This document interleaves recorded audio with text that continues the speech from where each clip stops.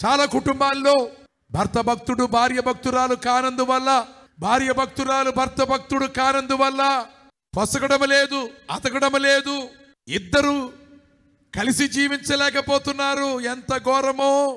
ఈ భేదాలు ఈ మధ్యకాలంలో ఇంకా ఎక్కువైపోతున్నాయి. పెళ్లి చేసుకుంటున్నారు, 10 రోజులు కూడా కాపురం చేయకుండా విడిపోతున్నారు. ఏమిటిది? పిల్లలు పుట్టాక నీకు నాకు సంబంధం వద్దు అంటున్నారు. ఏమిటిది? ఈ బిడ్డను ఎవరు చూస్తారు? మీరిద్దరు కలహాలు పెట్టుకొని మీ పిల్లలకు అన్యాయం చేస్తారా? ఇది న్యాయమా? ఇది మేలా? ఇది మంచిదా? దేవుడు ప్రేమించుమని గౌరవించుమని చెప్పుటకే ఎవరి ప్రవర్తన ఎలాంటిదో ఆయన చెప్పి దిద్దుకో, సరిచేసుకో అని అంటున్నాడు. యథార్థత విడిచిపెట్టవా నీవు? అంటే ఇన్ని బాధలు వచ్చినా, ఇన్ని కష్టాలు వచ్చినా, ఇంత భక్తుడు కదా, ఏమిటి నీకు రోగం? రోగము రాగానే భర్త మీద ప్రేమ లేక, భర్త పుండ్లు చూచి అసహించుకుంటున్న భార్య, ప్రేమ లేని భార్య, ప్రేమ లేని భార్య. తన హృదయము శరీర గాయముల కంటే గాయపడినది యోబు గారి హృదయము. యోబు గారితో అంటుంది, నీవు దేవుని విడిచిపెట్టి చచ్చిపో.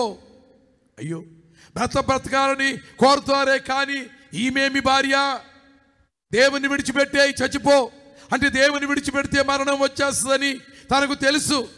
దేవునికి విరోధంగా తప్పు చేస్తే మరణం వస్తుందని తెలుసు. భర్త చావును కోరుకుంటుంది ఏమిటి? అందుకని భార్య దగ్గర నుండి నెమ్మది లేదు. ఈ రోజున దేవుని వాక్యం వింటున్నా ప్రియమైనటువంటి ఆత్మీయ కుమారులారా, కుమార్తెలారా, ప్రియమైన కుమార్తెలారా, మీ భర్తల్ని ప్రేమించండి. ప్రియమైన కుమారులారా, మీ భార్యని ప్రేమించండి.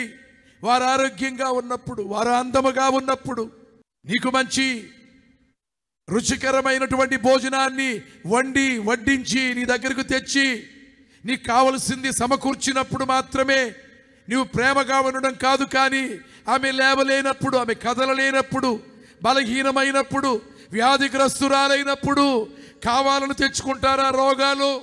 భార్యలను ప్రేమించి మంచి భార్య అని నీ భర్త చేత ప్రశంస, మెప్పు పొందాలి.